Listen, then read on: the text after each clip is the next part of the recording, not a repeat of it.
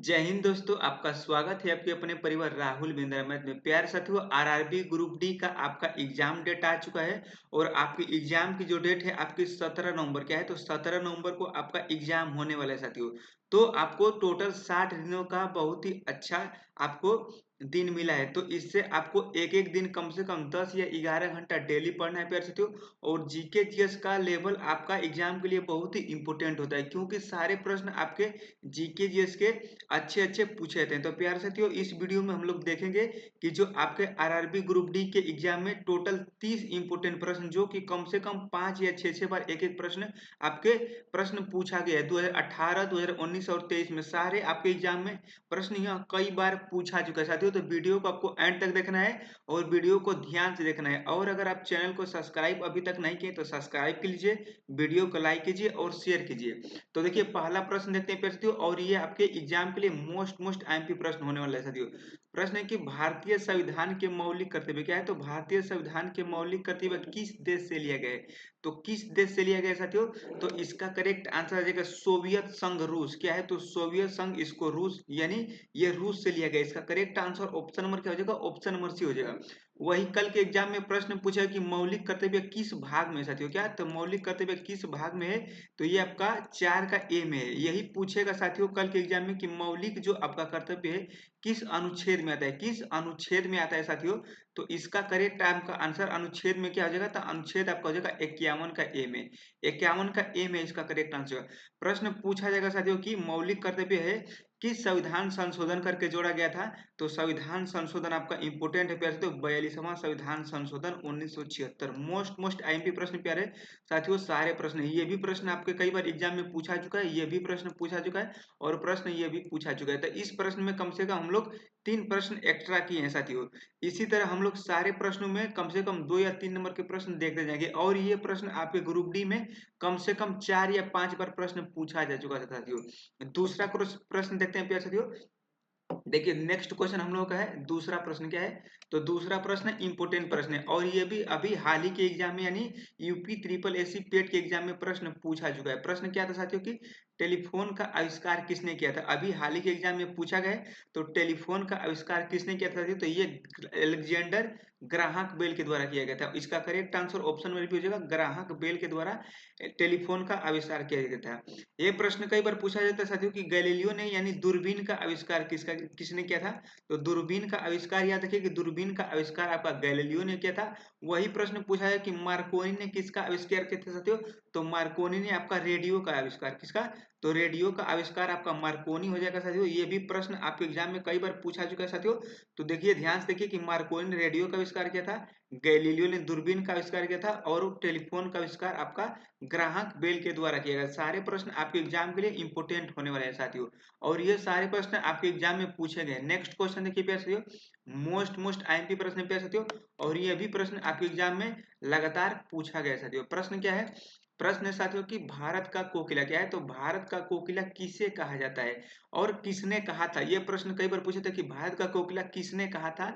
तो सबसे पहले देखते हैं कि भारत का कोकिला किसे कहा जाता है, तो इसे कहा जाता है सरोजिनी नायडू को। किसे, तो सरोजिनी नायडू को, ऑप्शन में इसका बी करेक्ट आंसर हो गया था। और इनको भारत का कोकिला किसने कहा था, तो ये भी पॉइंट आपको याद रखना कि महात्मा गांधी ने कहा था। किसने, तो महात्मा गांधी के द्वारा भारत का कोकिला कहा गया था। इंपोर्टेंट प्रश्न पे साथियों और ये प्रश्न आपके एग्जाम में छपने वाले हैं साथियों। सारे प्रश्न आपके ग्रुप डी के एग्जाम में पूछा चुके हैं साथियों और इसी के आधारित इस साल भी आपके एग्जाम में छपने वाले हैं साथियों। नेक्स्ट क्वेश्चन देखिए, देखिए ये प्रश्न आपके एग्जाम के लिए इंपोर्टेंट प्रश्न है। 1 दिवस या 2 दिवस के प्रश्न आपके जरूर पूछे जाते हैं। प्रश्न है कि प्रत्येक वर्ष क्या है, प्रत्येक वर्ष अंतर्राष्ट्रीय महिला दिवस क्या है, तो अंतर्राष्ट्रीय महिला दिवस कब मनाया जाता है, तो कब मनाया जाता है अंतर्राष्ट्रीय महिला दिवस साथियों। तो इसका करेक्ट आंसर का ऑप्शन नंबर ए हो जाएगा, 8 मार्च को अंतर्राष्ट्रीय महिला दिवस के रूप में मनाया जाता है। प्रश्न कई बार पूछा जाता है कि साथियों कि राष्ट्रीय विज्ञान दिवस कब मनाते हैं, तो राष्ट्रीय विज्ञान दिवस यहाँ पे लिखिए कि राष्ट्रीय विज्ञान दिवस आपका 28 फरवरी को मनाते हैं। राष्ट्रीय विज्ञान दिवस क्या है, तो राष्ट्रीय विज्ञान दिवस आपका आपका 28 फरवरी को मनाया जाता है। ये भी आपके एग्जाम में कई बार प्रश्न पूछा जा चुका है साथियों। नेक्स्ट क्वेश्चन देखिए, अगला नंबर हम लोग देखते हैं, इंपोर्टेंट प्रश्न देखते हैं। देखिए प्रश्न क्या है, प्रश्न आपके खेल कूद से जरूर पूछे जाते हैं साथियों। प्रश्न है साथियों कि क्या है तो डायमंड क्या है तो डायमंड किस खेल के परिसर को कहा जाता है, यानी डायमंड जो है किस खेल के परिसर को कहा जाता है साथियों। तो इसका करेक्ट आंसर आपका ऑप्शन नंबर क्या हो जाएगा, ऑप्शन नंबर सी बेसबॉल हो जाएगा। क्या बेसबॉल हो जाएगा। यही प्रश्न आपका पूछा है कि बेसबॉल में कितने खिलाड़ी होते हैं, क्या है तो प्रश्न पूछा था साथियों कि बेसबॉल में कितने खिलाड़ी होते हैं साथियों। तो बेसबॉल, खो खो, कबड्डी में कितने होते हैं, तो ये आपका याद रखना है कि सॉरी यहाँ पे कितने प्लेयर होते हैं साथियों, तो आपका 9 प्लेयर होते हैं। कितना, तो यहाँ पे आपको याद रखना है कि बेसबॉल में कितने प्लेयर होते हैं, तो बेसबॉल में 9 प्लेयर होते हैं या 9 आपका खिलाड़ी होते हैं। ये भी पॉइंट आपको याद रखना है क्योंकि सारे प्रश्न आपके एग्जाम में पूछे जा चुके हैं और इसी टाइप के प्रश्न आपके इस साल में की एग्जाम में आने वाले हैं। तो वीडियो को ज्यादा से ज्यादा अपने दोस्तों को जरूर शेयर कीजिए साथियों। देखिए अगला नेक्स्ट क्वेश्चन हम लोग का साइंस का प्रश्न क्या है, तो प्रश्न है साथियों अगला प्रश्न की अंतरिक्ष यान क्या है, तो अंतरिक्ष यान अंतरिक्ष यात्री को आकाश दिखाई देता है, यानी कोई भी अंतरिक्ष यात्री जब आकाश में जाता है तो उसको आकाश से देखने पर, यानी जो आकाश का रंग है वो अंतरिक्ष से देखने पर आकाश का रंग कैसा दिखाई देता है। तो ये कई बार प्रश्न आपके एग्जाम में पूछा गया है और ये छपने वाला प्रश्न क्या है, तो छपने वाला प्रश्न है। तो इसका जो रंग दिखाई देता है साथियों आपका काला दिखाई देता है। क्या, तो इसका correct answer option number C हो जाएगा, काला रंग दिखाई देता है साथियों। नेक्स्ट क्वेश्चन देखिए अगला प्रश्न क्या है, अगला प्रश्न प्यार साथियों कि अगला प्रश्न की पंचतंत्र क्या है, तो पंचतंत्र का लेखक कौन है, तो पंचतंत्र के जो लेखक है साथियों कौन से, तो विष्णु शर्मा जी है। क्या है, तो विष्णु शर्मा इसका करेक्ट आंसर ऑप्शन नंबर क्या आ जाएगा, तो ऑप्शन नंबर सी हो जाएगा। वही प्रश्न पूछा था साथियों एक कालिदास की मोस्ट पुस्तक इंपोर्टेंट है क्या, तो क्या है पुस्तक साथियों जो कि आपके कई बार परीक्षा में पूछा गया साथियों, तो मेघदूतम। क्या है, तो मेघदूतम, मेघदूतम आपकी जो पुस्तक यानी जो पुस्तक है कालिदास की है। वही प्रश्न पूछा जाएगा कि रामायण के रचयिता कौन है, तो यहाँ पे लिख दीजिए कि रामायण, रामायण के रचयिता आपका वाल्मीकि जी हो जगह। वही पूछेगा कि वेद व्यास किसके रचना है, तो महाभारत की। ये भी पॉइंट आपको याद रखना है क्योंकि सारे प्रश्न आपके एग्जाम में छपने वाले हैं साथियों और इसी टाइप के आपके एग्जाम में प्रश्न पूछे जाएंगे, सारे के सारे प्रश्न यही पूछे जाएंगे साथियों। देखिए नेक्स्ट क्वेश्चन देखिए प्यारे साथियों और इंपोर्टेंट प्रश्न है। प्रश्न क्या है, प्रश्न की 2011 की जनगणना के अनुसार सर्वाधिक जनसंख्या वाला राज्य कौन सा है, तो सर्वाधिक जनसंख्या वाला आपका राज्य कौन सा है साथियों, तो सबसे ज्यादा अगर पूछे साथियों और एक पूछा जाता है सबसे कम। क्या है, तो एक सबसे ज्यादा पूछा जाएगा साथियों और एक कम। तो सबसे ज्यादा कहाँ पे, तो सबसे ज्यादा आपका उत्तर प्रदेश। वही सबसे कम पूछे साथियों तो आपको कहाँ पे लगाना है, तो सिक्किम में लगा के आना है। यहाँ तो सिक्किम में आपको लगा के आना है। तो सबसे ज्यादा पूछा है सर्वाधिक जनसंख्या वाला, तो इसका correct answer option number C हो जाएगा। यही कम पूछता साथियों तो आपको सिक्किम आंसर मार के आना है साथियों। सारे प्रश्न आपके एग्जाम में पूछे गए साथियों और वीडियो को ज्यादा से ज्यादा अपने दोस्तों को जरूर शेयर कीजिए साथियों। देखिए ये भी आपके अभी हाल ही के एग्जाम में प्रश्न पूछा गया था। प्रश्न था कि थॉमस कप। क्या है, तो थॉमस कप का संबंध किस खेल के साथ है, तो जो थॉमस कप का जो संबंध है साथियों आपका बैडमिंटन खेल से है। इसका correct answer option number D हो जाएगा, किस खेल से, तो बैडमिंटन खेल से आपका थॉमस कप का संबंध है साथियों। नेक्स्ट क्वेश्चन देखिए, नेक्स्ट क्वेश्चन है कि केवलादेव। क्या है, तो केवलादेव घना पश्चिम बिहार। मोस्ट आईएमपी प्रश्न पे 100% यही प्रश्न छपने वाला है। प्रश्न की केवलादेव घना पश्चिम बिहार निम्न में से किस राज्य में स्थित है, तो ये आपका किस राज्य में स्थित है साथियों, तो ये आपका राजस्थान राज्य में स्थित है। इसका correct answer option number D हो जाएगा, राजस्थान राज्य में केवलादेव घना पश्चिम बिहार आपका स्थित है। सारे प्रश्न आपके एग्जाम के लिए इंपोर्टेंट प्रश्न है।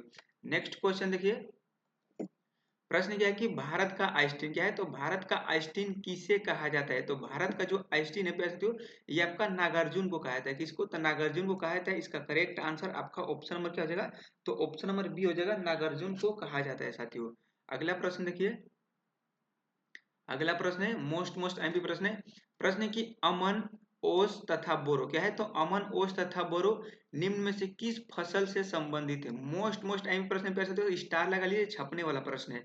तो अमन, ओस और बोरो फसल किससे संबंधित है, तो ये आपका गेहूं से नहीं होगा, कपास से नहीं होगा और बाजरा से नहीं होगा। इसका करेक्ट जो आंसर आपका होगा धान और चावल से संबंधित है। क्या, तो इसका करेक्ट आंसर ऑप्शन नंबर पे हो जाएगा धान और चावल। यह प्रश्न 3 से 4 बार आपके ग्रुप डी में पूछा जा चुका है साथियों। मोस्ट आईएमपी प्रश्न है। देखिए अगला प्रश्न देखिए, प्रश्न क्या है साथियों कि प्रश्न की पटाना। क्या है, तो पटाना घास के मैदान निम्न में से किस देश में है, तो पटाना जो घास का मैदान है ये किस देश में साथियों, तो इसका करेक्ट आंसर आपका ऑप्शन नंबर सी हो जाएगा, श्रीलंका, यानी श्रीलंका देश में आपका पटाना घास का मैदान है साथियों।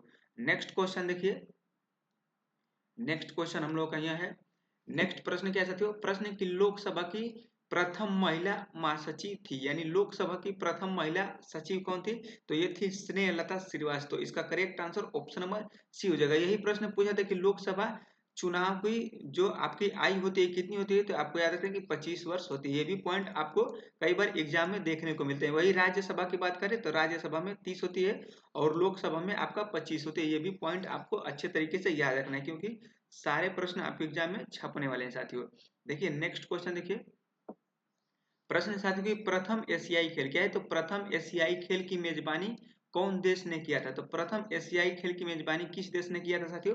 तो ये हम लोग का भारत देश ने किया था। क्या? तो भारत देश इसका करेक्ट आंसर आपका ऑप्शन नंबर बी हो जाएगा। ये नहीं होगा, पाकिस्तान भी नहीं होगा, चीन भी नहीं होगा। चीन तो खेलता नहीं है, तो इसका करेक्ट आंसर आपका ऑप्शन नंबर बी हो जाएगा साथियों। अगला प्रश्न देखिए, नेक्स्ट क्वेश्चन इंपोर्टेंट प्रश्न पे साथियों। प्रश्न की क्रिकेट कंट्रोल बोर्ड क्या है? तो क्रिकेट कंट्रोल बोर्ड बीसीसीआई का मुख्यालय कहाँ स्थित है, यानी कहाँ पर स्थित साथियों? तो ये आपका वानखेड़े स्टेडियम मुंबई में है। कहाँ पे? तो इसका करेक्ट आंसर होगा ऑप्शन नंबर ए, मुंबई में स्थित है। कहाँ पे? तो मुंबई में स्थित है। ये भी आपके एग्जाम में प्रश्न कई बार पूछा गया है साथियों। नेक्स्ट क्वेश्चन देखिए। नेक्स्ट क्वेश्चन क्या है साथियों? अगला जो हम लोग का प्रश्न है, प्रश्न की लोकसभा के प्रथम अध्यक्ष कौन थे? लोकसभा के प्रथम अध्यक्ष कम से कम 5 से 6 बार यह प्रश्न पूछा जा चुका है लगातार, और हर एक एग्जाम में यह प्रश्न पूछा ही जाता है कि लोकसभा के प्रथम अध्यक्ष कौन थे? तो लोकसभा के जो प्रथम अध्यक्ष थे साथियों आपका जीवी क्या है? तो जीवी मालवंकर जी थे। इसका correct answer option number D हो जाएगा, जीवी मालवंकर। नेक्स्ट क्वेश्चन देखिए साथियों। देखिए आपका एक लोक नृत्य क्या है? तो लोक नृत्य से प्रश्न कई बार पूछे थे। प्रश्न की चेराव किस राज्य का लोक नृत्य है? तो चेराव जो आपका लोक नृत्य है, इसका करेक्ट आंसर आपका ऑप्शन नंबर ए हो जाएगा, मिजोरम राज्य की जो लोक नृत्य है आपका चेराव है साथियों। अगला प्रश्न देखिए। प्रश्न पूछा था कि एशियाटिक सोसाइटी क्या है? तो एशियाटिक सोसाइटी आप बंगाल के संस्थापक थे। तो इसका करेक्ट आंसर आपका ऑप्शन नंबर सी हो जाएगा, सर विलियम जोन्स। क्या है? तो सर विलियम जोन्स थे एशियाटिक सोसाइटी आप बंगाल के संस्थापक। आपको याद रखना है साथियों। और प्रश्न आपके एग्जाम में छपने वाला है साथियों। देखिए ये प्रश्न भी आपके एग्जाम में कई बार छपा हुआ है साथियों। प्रश्न की प्रसिद्ध क्या है? तो प्रसिद्ध एलिफेंटा की गुफा क्या है? तो एलिफेंटा की गुफाएं कहाँ पर स्थित है? तो एलिफेंटा की स्थित आपकी गुफाएं जो है मुंबई के महाराष्ट्र राज्य में स्थित है, यानी मुंबई महाराष्ट्र में। इसका करेक्ट आंसर आपका ऑप्शन नंबर क्या हो जाएगा? तो ऑप्शन नंबर इसका करेक्ट आंसर बी हो जाएगा साथियों। नेक्स्ट क्वेश्चन देखिए। नेक्स्ट क्वेश्चन क्या है साथियों? प्रश्न आपका है कि प्रश्न की ऊंट का पहला क्लोन क्या है? तो ऊंट का पहला क्लोन किस देश ने तैयार किया था? तो ऊंट का पहला क्लोन किस देश ने तैयार किया था? इसका करेक्ट आंसर क्या होगा? ईरान भी नहीं होगा, सीरिया भी नहीं होगा, यूएस भी नहीं होगा। आपका जो करेक्ट आंसर होगा ऑप्शन नंबर ए हो जाएगा, दुबई हो जाएगा। क्या?